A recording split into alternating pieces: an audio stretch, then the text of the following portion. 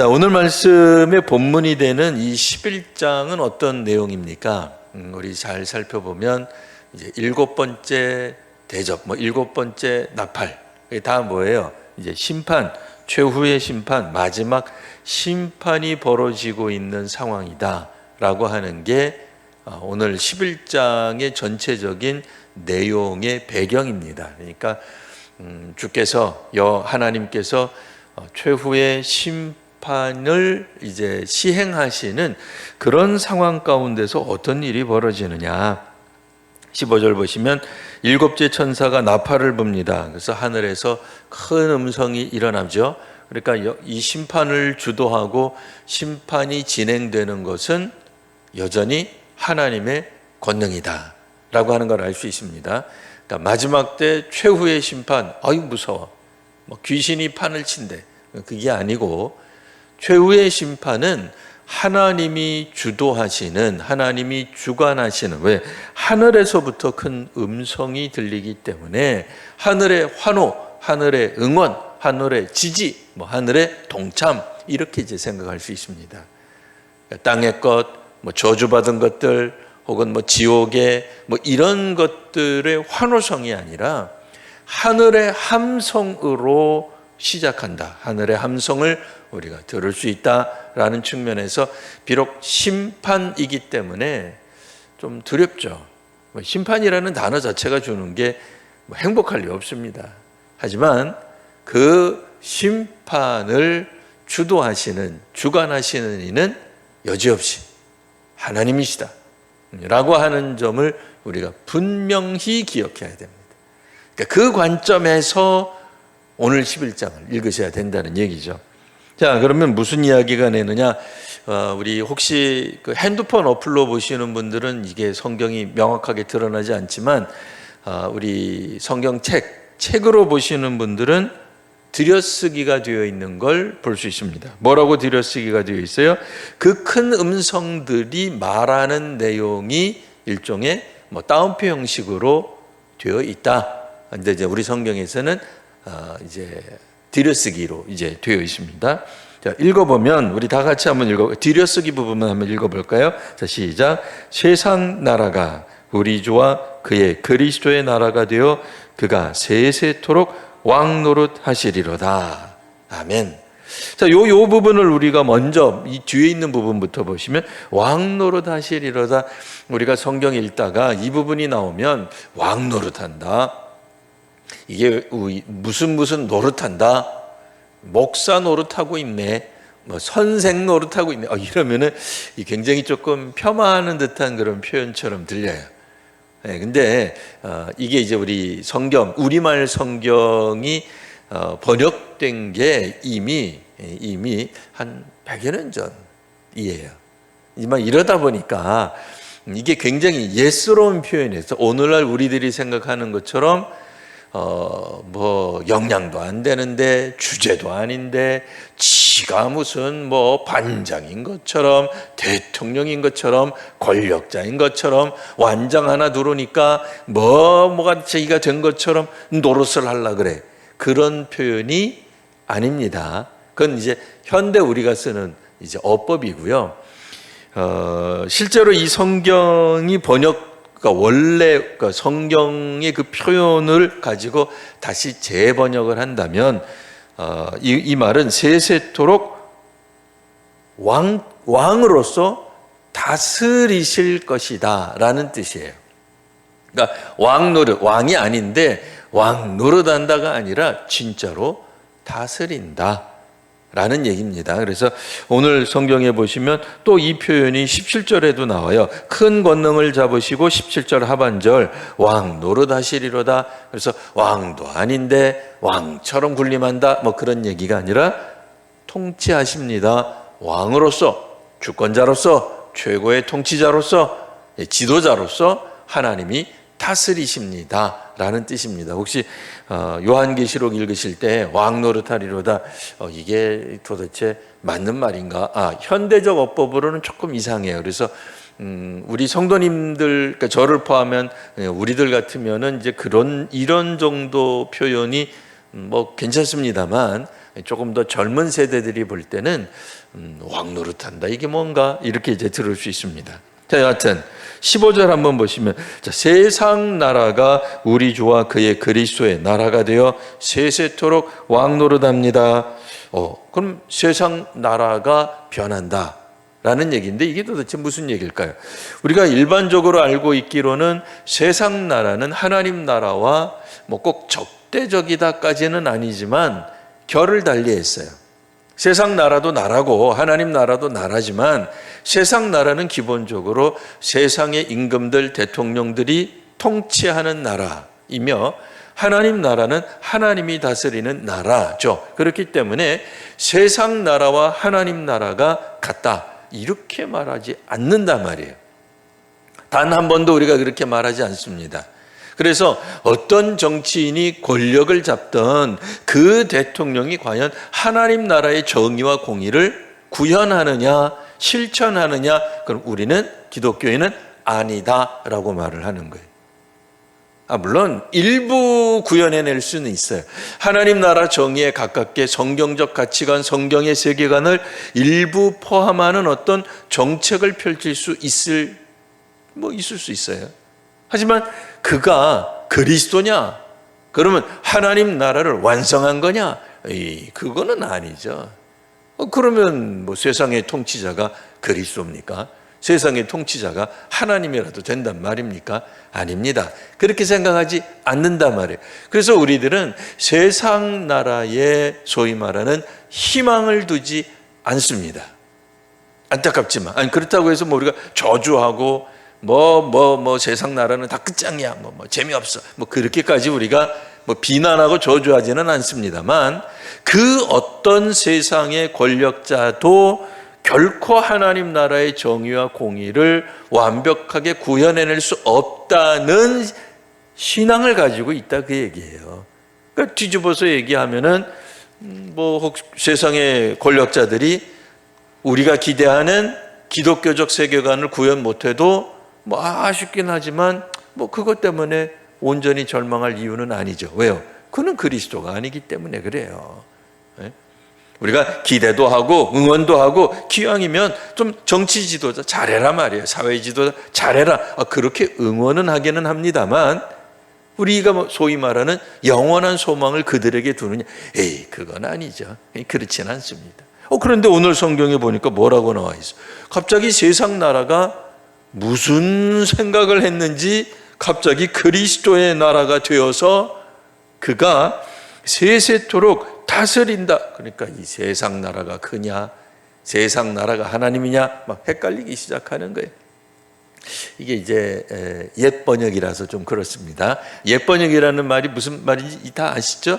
그러니까 우리말로 이미 옛날에 100여 년 전에 번역을 한 걸 우리 이제 한국 교회가 어지간하면은 수정하지 않고 바꾸지 않고 이 뜻을 그냥 이해할 만하다 그러면 안 바꾸고 계속 지나가기 때문에 벌써 한국의 교회가 설립되어서 시작된 지가 140여 년쯤 지난 겁니다. 그래서 140년 전 어법이랑 지금 우리가 쓰는 어법이 조금 다르기 때문에 조금 이해하기가 어려운 측면이 있습니다.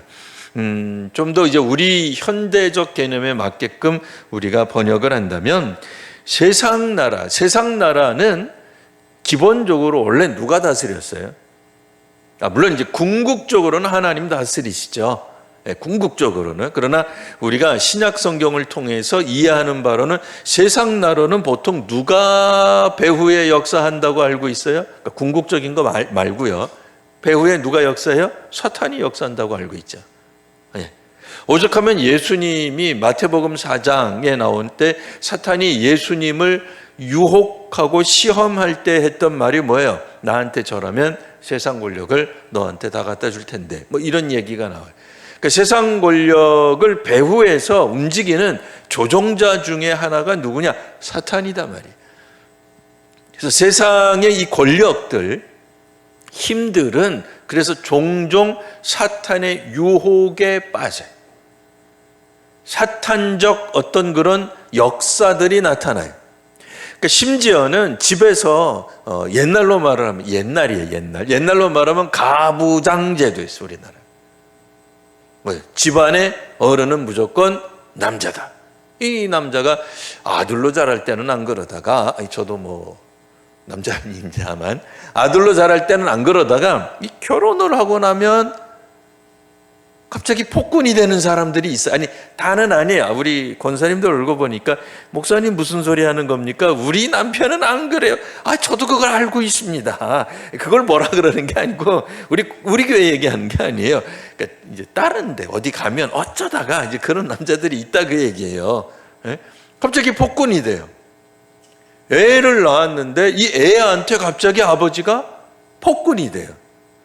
아이를 양육할 때 갑자기 힘을 쓰기 시작합니다. 아니, 연애할 때 언제 한번 우리를 때리기를 했어요.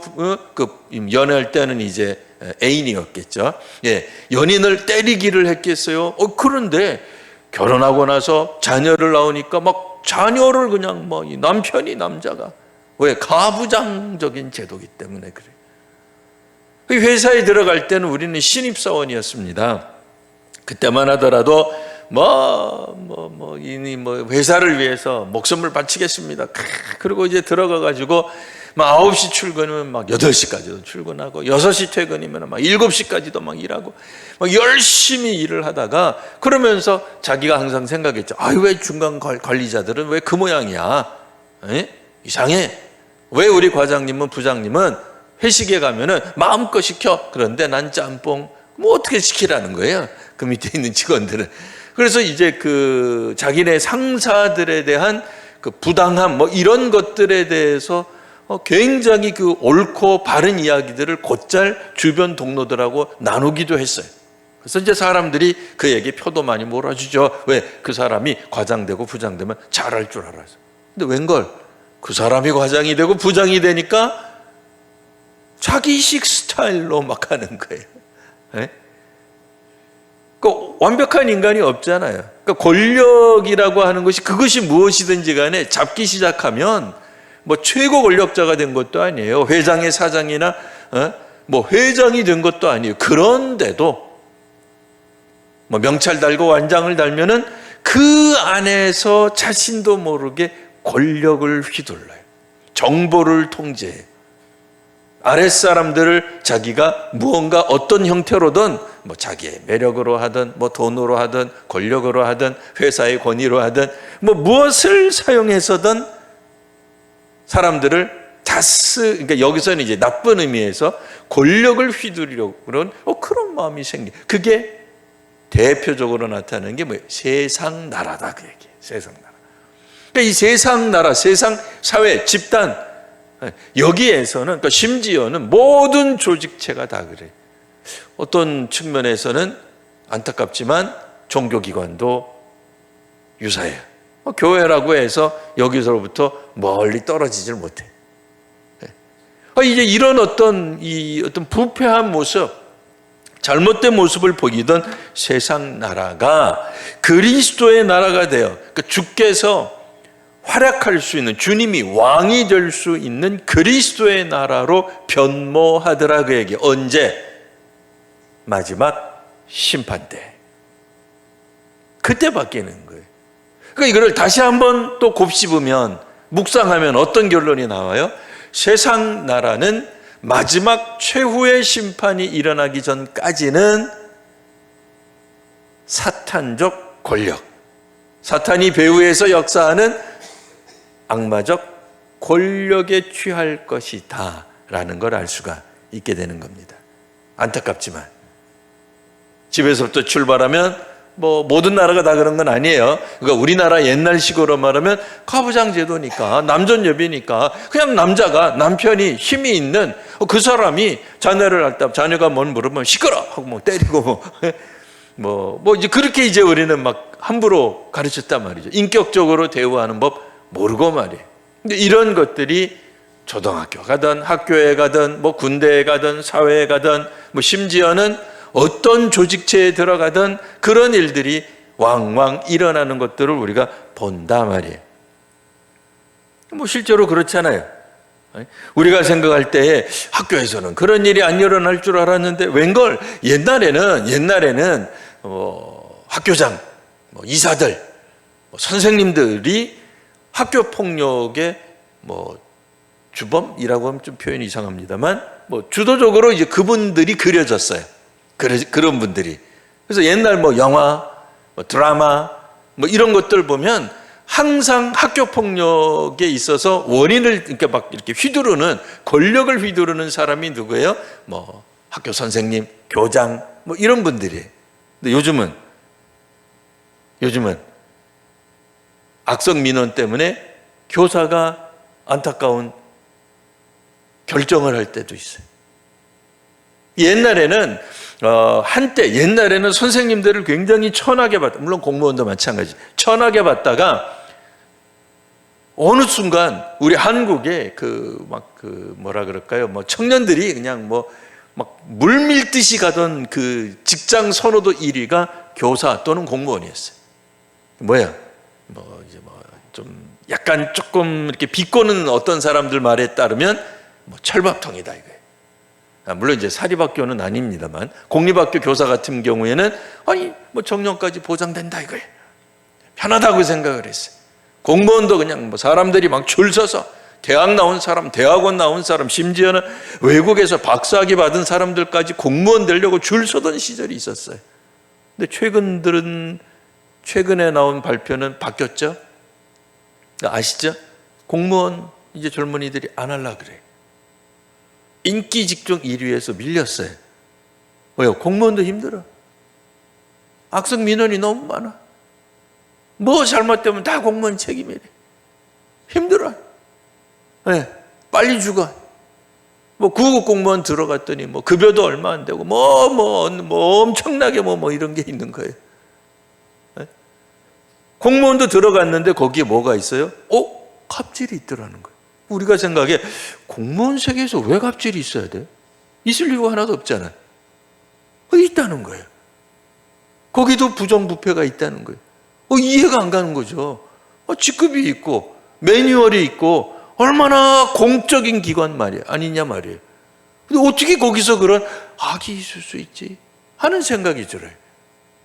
우리는 흔히 생각하기를 지금에 와서는 이제 그렇게 생각하는 거예요. 정치나 그렇지.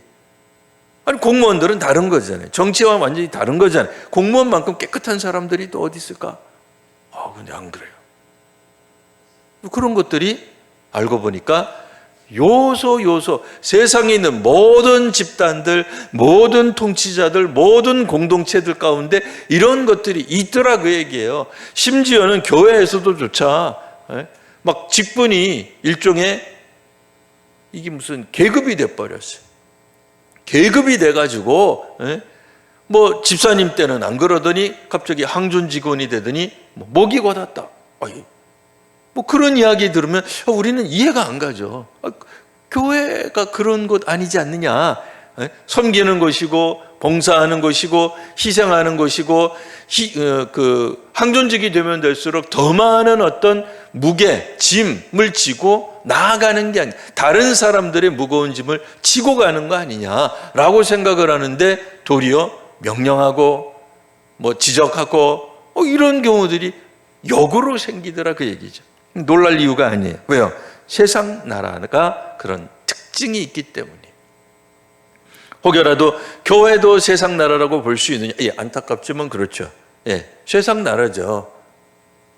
교회는 하나님 나라가 아닙니다.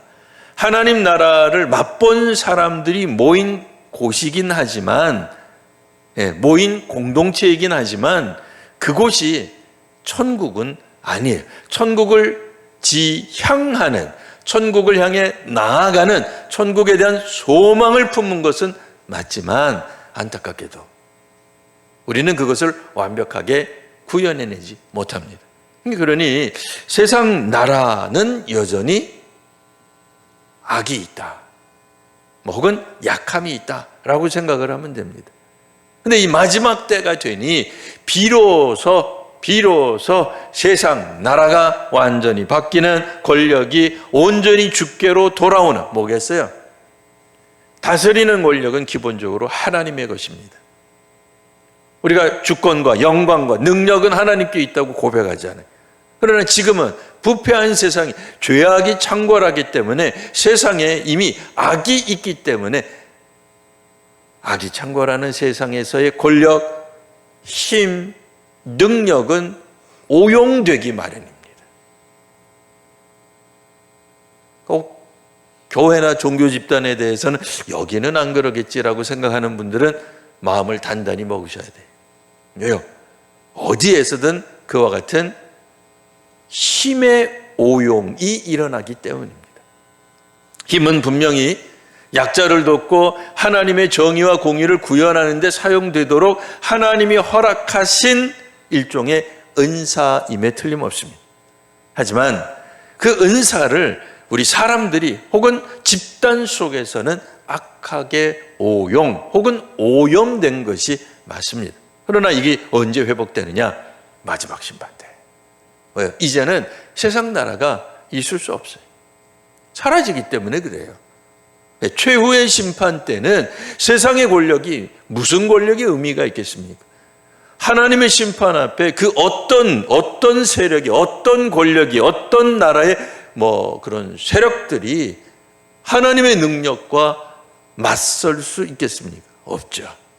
그러니까 이 세상 나라가 가지고 있던 그들의 힘, 권능, 능력, 통치력 이런 것들이 온전히 주께로 회복되는 일들이 벌어지게 될 것입니다.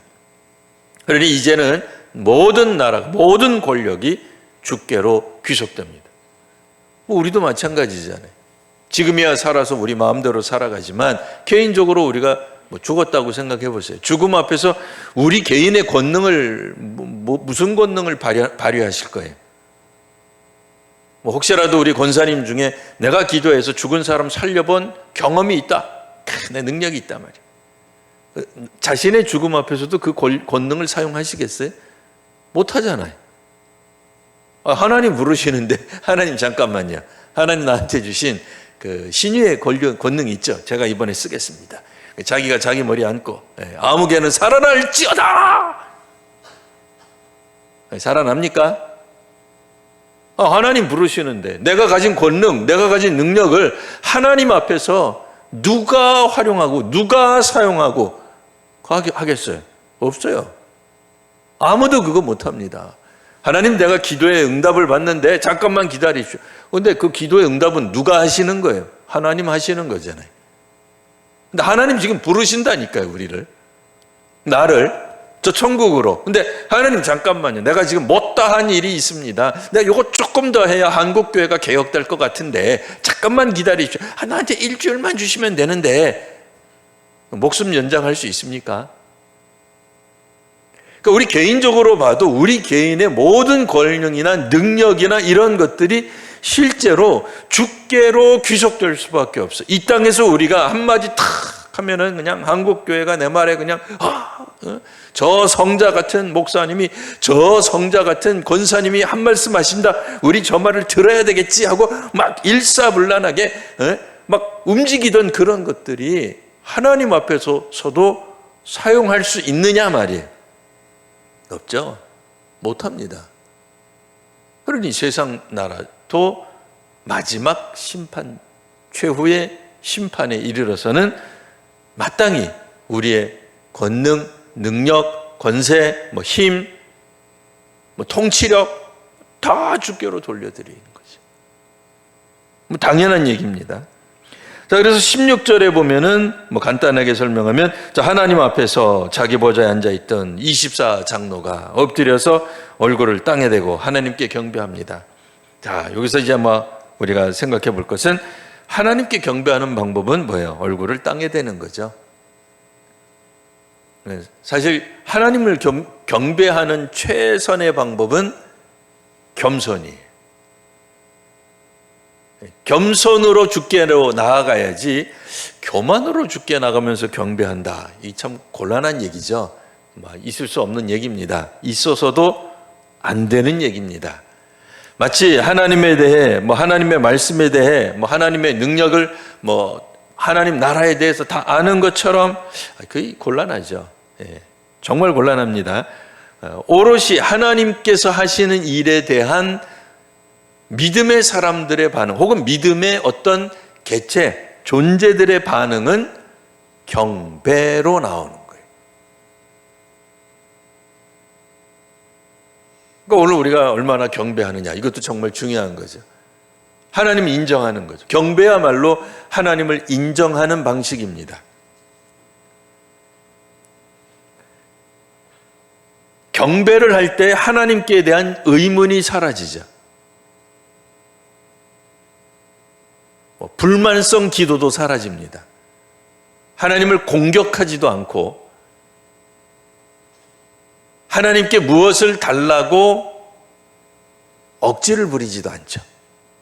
왜냐하면 하나님의 뜻이 이루어지는 것에 대한 분명한 확신이 우리로 하여금 경배하게 하는 거죠. 게다가 지금은 어떤 경우에요? 최후의 심판이잖아요. 최후의 심판 앞에서 누가 딴지를 걸겠습니까? 아무도 그렇게 못합니다. 자, 그래서 17절 넘어가시면, 자, 이제 그들이 뭐라고 이야기하느냐? 감사하옵나니 밑줄 자. 감사. 이번 하반기부터 감사로 우리 교회 표를 바꿔야 되나 지금 제가 고민하고 있습니다. 안 바꾸면 내년에라도 바꿀 겁니다. 어떤 형태로든지 감사의 주제를 확대하고 확장하고 강조하려고 합니다. 어느 때부터인가 한국교회에서 사라진 게 감사인 것 같아요. 신앙인들의 영성 경건의 문제가 될 때가 언제냐? 언제 우리가 깨달을 수 있느냐? 우리가 몸이 아플 때 그냥 별것도 아닌 감기에 걸려가지고 콜록콜록해요. 별것도 아닌데 왜 그래요? 우리의 면역성이 떨어진 거죠. 영적인 사람들의 영적 면역성이 떨어진 건 어떻게 알 수 있느냐? 그 사람 입에서 감사가 나오나 안 나오나 보면 알 수 있어요. 입을 열면은 그냥 비난하고 불평하고 불만하고, 왜 우리 교회는 왜 저래? 우리 구역장은 왜 저래? 우리 권사님은 왜 저래? 우리 목사님은 왜 저래? 항상 그 얘기만 나와요. 그래서 불평과 불만을 가지고 이야기하라 그러면 2박 3일도 모자라요. 여러분 혹시 배우자가 계십니까? 배우자 얼마나 왜 사랑스러우니까 결혼하셨잖아요. 그 사랑스러운 배우자에게 여보, 내가 당신 때문에 감사한 게 많아 하고 지금 여기 계신 분들부터 연습해보는 거예요. 혹 별세하셨다면 머릿속에 떠올리면서라도 한번 생각해 보세요. 자, 몇 가지 할 수 있을 것 같아요? 몇 시간 하실 수 있을 것 같아요? 한 10가지쯤 하면은 뭐가 있었더라? 이러실지 몰라요.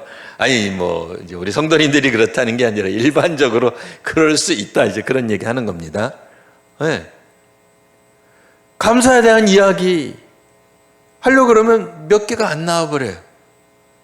그러니까 하나님 앞에 감사하면서 하루 종일 기도하는가? 2박 3일 기도하는가? 아니면 하나님, 왜 우리나라는 이렇습니까? 왜 사회는 이렇습니까? 왜 정치 지도자들은 이 모양일까요? 사회 지도자들은 왜 이 모양일까요? 왜 경찰청장은 이 모양이고 왜 검찰은 그 모양이고, 이런 이야기 하려고 그러면 하루 종일도 할 수 있어요. 저도요. 그렇잖아요. 그거 못해요? 정치에 조금만 관심이 있으면, 교육에 관심이 있으면, 오늘날 교육청은, 교육부 장관은 왜 이 모양인지 얼마든지 얘기할 수 있어요. 네? 저도 우리 교회 집사님 정말 문제 많습니다. 우리 권사님 그렇다는 얘기 아니에요. 그런 얘기 하라 그러면 얼마든지 저도 해요. 성토하고 우리 교회 장로님들 왜 그 모양인지, 우리 교회 목사님들 왜 그 모양인지, 한국교회 목사들 이상하다고 말이에요. 네? 그 이야기 들으면 어떤 분들은 신이 날 수도 있어요. 야, 저 목사님 참 개혁적이구나. 저런 정말 정의롭구나. 정말 하나님 말씀대로 살아가려고 하는구나. 그런 생각할 수 있게끔 얼마든지 할 수 있습니다. 근데 우리 장로님 때문에 제가 감사합니다. 우리 장로님한테 감사하는 것은, 내가 우리 권사님 때문에 감사하는 것은, 이런 이야기 하려고 그러면 몇 마디 하다가 보면은 별로 없어요. 왜? 기본적으로 하나님께 대한 감사가 사라졌기 때문에 그래요. 놀랍게도 24장로, 여기는 꽉 찬 수죠. 하나님의 보좌, 그러니까 어떻게 보면 최측근에 있는 어떤 천상의 존재예요. 근데 놀랍게도 마치 사람인 것처럼 천사들이 가지고 있는 그런 모양새와 다르게 24장로 굉장히 인간처럼 보여요. 근데 그들이 하나님의 심판을 하시겠다라고 했을 때 대본에 나오는 단어가 이건 한국어 번역 진짜 잘 됐어요. 제가 그렇게 생각해요. 제가 한국어 번역에 맨 처음에 뭐가 나와요? 감사하옵나니. 이야, 이게 놀라운 거죠. 심판이 일어나는데도 감사가 터져 나옵니다. 지금까지 우리들은 요한계시록 보면 무서워, 이거는 읽으면 안 돼, 그러고 막 숨고 도망 다니고 요한계시록 강의한다 그러면 저건 이단이야 이랬단 말이에요. 근데 웬걸 요한계시록을 읽으면 읽을수록 놀라운 신앙의 길이 보이기 시작해. 우리가 잊었던 감사가 나옵니다. 옛적에도 계셨고 지금도 계신 주 하나님, 곧 전능하신 이여 친히 큰 권능을 잡으시고 왕으로 통치하십니다. 그 얘기예요. 왕으로 이제 등극하십니다. 그러니까 원래도 왕이 있었습니다만 이제 실질적으로, 왜요? 이제는 심판이 일어났기 때문에, 세상의 권력들이 사라졌기 때문에 이거를 꼭 세상의 어떤 그런 부자, 통치자 이렇게만 생각하지 마세요. 우리 모두가 갖고 있는 그런 권력들을 말하는 거예요. 그런 것들이 싹 사라지는 거예요. 하나님이 진짜 왕이 되어 주십니다. 그랬더니 오늘 이야기가 중요한 거죠. 또 10절 밑줄짝, 이방들이 분노하매. 이방들이 왜 분노해요? 이방들은 누구예요? 조선시대에 사또 밑에 있었던 이방이 아니죠. 여기서는 이방인, 이방민족, 이방나라, 세상 나라가 분노해요. 왜요? 권력을 뺏겼으니까. 힘을 뺏겼으니까. 가부장 시대에 아버지로서의 어떤 권위를 상실하니까.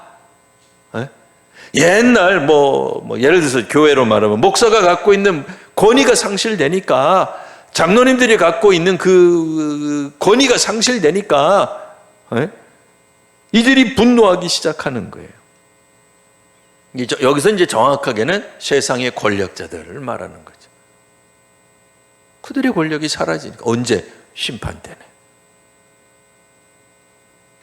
종교 지도자가 되었던, 사회 지도자가 되었던, 정치 지도자가 되었던, 어떤 사회 각 영역의 지도자들이 되었던, 그러니까 가정의 지도자는 가장이죠, 가장. 오늘날은 가장이 남자만 하는 게 아니라 여자도 할 수 있고 자녀도 할 수 있는 거예요.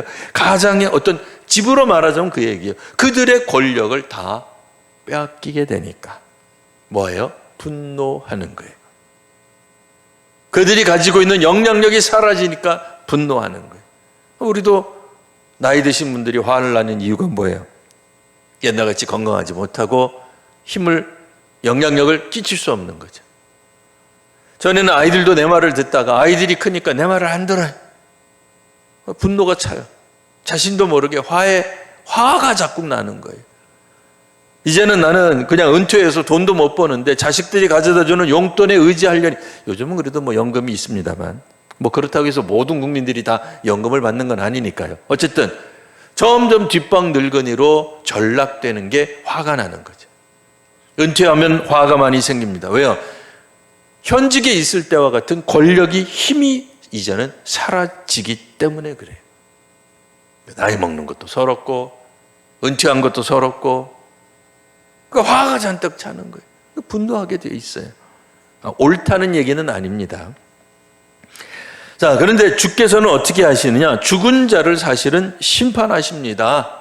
그러니까 그 이방인들의 분노와 상관없이 그들이 분노하든 말든 주의 진노는 내려 죽은 자를 심판하십니다. 또한 어떻게 돼요? 선지자들과, 선지자는 하나님이 뭐라고 보셨어요? 하나님의 종이라고 따로 띄워놓으신 거예요. 하나님의 일을 하는 선지자들과 성도들, 또 작은 자이든 큰 자든, 세상에서 돈을 많이 벌었던, 권력이 있던, 이름이 있던, 위세가 있던, 뭐가 어떻든, 작은 자든 큰 자든 중요한 건 뭐예요? 밑줄자, 주의 이름을 경외하는 자들에게 상을 주십니다. 이게 이제 핵심되는 포인트예요. 마지막 심판 때 일어나는 핵심 포인트 하나, 주의 이름을 경외하는 자들에게. 주의 이름을 경외한다는 건 뭐예요? 두려워하는 거예요. 사실 주의 이름을 두려워하는 것이 점점 사라지는 세상이 되었어요. 누구에게조차, 심지어는 그리스도인에게조차 주의 이름을 경외하는 것들이 점점 약화돼요. 희미해지기 시작합니다. 이거는 참 큰일 날 일이죠. 그 주님을 경외하는 것이 사실 회복돼야 돼요. 그 주님을 경외하기 시작하면 어떻게 되겠습니까? 당연히 매일같이 말씀을 읽으려고 애를 쓰죠. 영적인 공급을 받아야 될 거 아니에요. 사람이 떡으로만 사는 것이 아니죠. 뭘로 산다 그랬어요?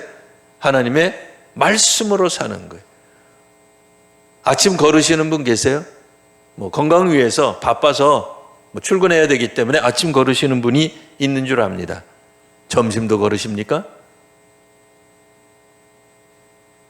의사하고 간헐적 당한 그 간식 때문에 그러니까 그 금식 때문에 점심 걸으실 수도 있어요. 그럼 저녁도 걸으세요? 하루 중 한 끼는 드실 거 아니에요. 기하선상에 있는 게 아니라면, 지금 우리 한국 상황에서만 얘기를 하는 겁니다. 특별히 금식 기간 아니라면 밥은 드실 거 아니에요. 그런데 하나님 말씀은 안 먹어요. 안 먹어도 산다고 생각해요. 영적으로 괜찮다고 생각해요. 이건 참 문제인 것 같아요. 제가 우리 교회 한 10여 년 넘게 목회하면서 매일 성경을 원래는 새벽 기도의 용이었죠. 근데 지금 이제 바뀌어서 유튜브라고 하는 놀라운 시대가 열렸습니다. 그래서 몇 년 전서부터는 우리 성도님들이 새벽 기도의 그 시간에 이곳에 출석하지 않아도 어떤 형태로든지 집에서든 혹은 아침 9시든 저녁 5시든 말씀 묵상을 할 수 있는 놀라운 시대가 열렸어요. 그러니까 저도 사실은 목표가 바뀌었어요. 처음에는 새벽 기도에 많이 나오기였어요. 이 자리에 예배당에. 근데 세월이 흘러감에 따라서 현실적으로 예배당에 나오기는 어렵다는 걸 알았어요. 그래서 어떻게 바뀌었어요? 매일 성경이라고 하는 큐티 자료집을 통해서 집에서라도 성경을 읽으시면 좋겠다. 그러다가 요즘은 도구가 더 좋아졌어요. 유튜브. 그래서 영상을 우리 성도님들이 접속해서 봤으면 했는데 많이 안 보시더라고요. 핸드폰이 없냐? 핸드폰 다 있잖아요. 근데 많이 안 보시더라고요. 그래서 며칠 전서부터 제가 구역장 카톡에 우리 성도님들이 이미 구역장님들은 다 보시는 걸로 알고는 있습니다만 새벽 그 묵상 그 영상을 올렸어요. 그랬더니 조회수가 조금 늘긴 늘더라고요. 확실히. 근데 사실은 이제 혼자 생각하기는 제가 이렇게 보내드리면 구역장님이나 부구역장님들이 그 구역원들에게 보내주겠지 라고 기대를 하고 있어요. 아직은 제가 그걸 강요를 한 적이 없고 고백한 적도 없고 하라고 지시한 적도 없어요. 일단은 구역장님들, 부구역장님들 생각하기에 정말 제가 하고 있는 설교가 우월해서가 아닙니다. 그 뜻이 아니고 새벽에 말씀, 하루를 말씀으로 출발한다는 그 자체를 말을 하는 겁니다. 그러니까 제 영상 안 보셔도 돼요. 마음에 안 들면 다른 교회 영상 보세요. 그것 가지고 제가 삐져가지고 우리 교회 교인이 내 영상은 안 보고 대형 교회 목사님 영상 본다고 제가 삐져가지고 그러지 않습니다. 그러니까 핵심이 되는 건 뭐예요? 성도님들이 하루를 시작할 때 말씀으로 출발하는 것. 정 안 되면 말씀으로 마무리하는 것이 돼야 되겠다는 거예요. 근데 이게 자발적으로 안 되면 어떡하게 각자 이제 다 보내드리는 수밖에 없죠. 그래서 혹시 도움이 필요하신 분들은 구역장님들을 통해서 얘기하시면 묵상 영상을 여러분들의 카톡이나 혹은 문자로 이렇게 보내드릴 수 있습니다. 그럼 그 문자 받으면 그냥 콕 그것만 누르면 영상을 보시고 묵상에 참여할 수 있게 되는 거죠. 근데 정말 이게 중요한 거예요. 왜요? 주의 이름을 경외한다라고 한다면 당연히 마땅히 말씀으로 시작하든 정 안 되면 생활 패턴이 정 안 되면 말씀으로 마무리를 하던 매일 말씀으로 새로워지겠다는 각오가 있으셔야 돼요. 그게 주를 경외하는 거죠. 그게 진짜로 주를 두려워하는 사람의 태도죠. 그리고 그 말씀을 읽으면서 아침에 읽을 때 좋은 점은 뭐예요? 내가 이 말씀 가운데서 오늘 하루를 살겠습니다 하고 감사합니다로 시작하는 거고요. 나중에 마무리하는 분들은 어떻게 마무리하시면 돼요? 하나님, 제가 이렇게 살아왔는데 말씀을 보고 나니 감사할 내용이 생겼습니다. 몰랐던 것을 깨닫게 되었습니다. 하루를 마무리를 말씀으로 마무리하게 하시니 감사합니다 로 할 수 있는 거예요. 무엇이 되든 그건 자기 형편에 따라 하세요. 네. 근데 중요한 건 뭐예요? 이렇게 함으로써 하나님 경외하는 것이 체득되는 거예요. 적어도 이건 조금 약간 뭐라 그럴까 과장되게 표현한 거예요. 하루 말씀을 안 읽으면 밥도 안 먹겠다. 이런 정도 각오는 있으셔야 되는 거 아니에요? 그래서 한번 표를 그렇게 한번 달아볼까요? 네. 말씀이 없이는 밥도 없다. 너무 직설적인가요? 그러니까 기도가 없이요. 하루를 기도로 시작 안 하면 정 안 되면 기도로 마무리하셔도 돼요. 예, 그건 자기 형편에 따라 하는 겁니다. 직장에서 시간이 남는 분들은 직장에 가서 중간 타임에 하셔도 돼요. 예, 그걸 가지고 뭐라 그러는 게 아니죠. 그러니까 기도 없이는 밥도 없다. 그런 정도 각오가 좀 있으셔야 그게 주를 경외하는 거죠. 항존직이 된다는 건 뭐예요? 점점 더 많은 그런 어떤 것들을 많이 일부러 자기를 괴롭게 한다고 영적으로 우월해지는 게 아니에요. 많이 한다고 우월해지는 게 아니라 많이 하는 것을 감수하는 사람이라는 뜻이에요. 주를 위한 시간을 더 많이 내야 되는 게 항존직인 거죠. 제가 잘못 알고 있는 거예요? 제가 잘못 알고 있으면 제가 바꿀게요. 네, 제가 바꾸겠습니다. 그러니까 더 우월성을 드러내는 게 아니라 더 많은 침묵과 더 많은 묵상을 통해서 하나님과의 교제 시간, 하나님과의 친교 시간을 항존직 되기 전에 하루에 5분만 투자했다면 항존직 되고 난 다음에 10분은 투자해야 될 거 아니에요? 근데 그거 안 한다. 그러면 안 돼요. 하셔야 됩니다. 그래서 여기에 대한 반대편에 있는 이야기가 뭐냐? 땅을 망하게 하는 자들은 멸망시킬 때가 되었습니다 라고 하는 얘기예요. 그러니까 하나님 경외하는 사람들에게는 주께서 상을 주시고 땅을 멸망케 하던 사람들 누구예요?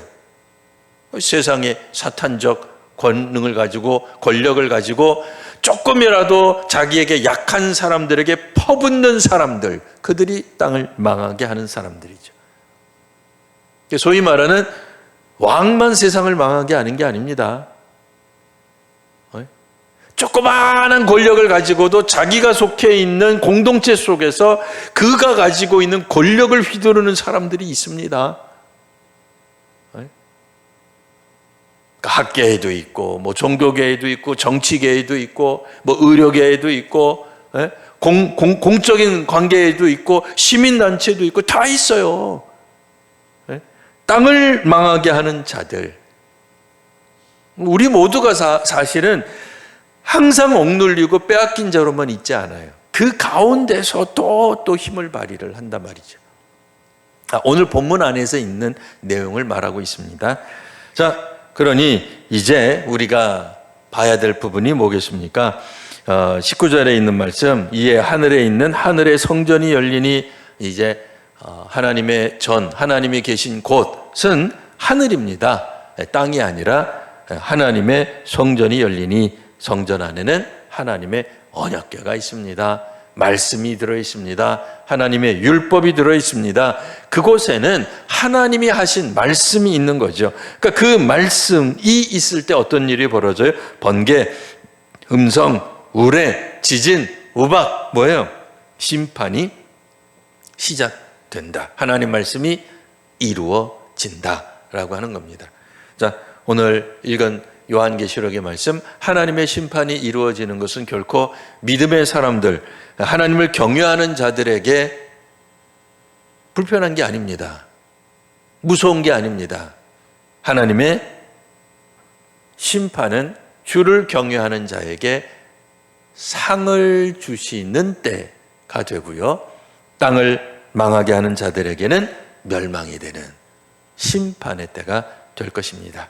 오늘 다시 한번 믿음으로 주님께 대한 경외함을, 또 감사를 회복하는 귀한 우리 성도님들, 또 성도님들의 가정, 또 이 사회가 되기를 바랍니다. 기도하겠습니다. 주님, 주의 말씀에 따라 다시 한번 하나님의 말씀을 묵상해 봅니다. 상고해 봅니다. 오늘의 말씀을 통해 저희가 마땅히 회복해야 될 것이 감사임을 배워봅니다. 주님, 감사가 저희들의 입술과 마음에서 사라지지 않게 하여 주옵소서. 무엇보다 하나님께 대한 감사가 넘치는 오늘 저희들이 되게 하여 주옵소서. 주님을 경외하기 때문에 하나님 말씀을 더욱더 가까이 하며 하나님께 기도의 자리로 나아가며 하나님의 말씀에 순종하는 저희들이 되게 하옵소서. 예수님 이름으로 기도합니다. 아멘.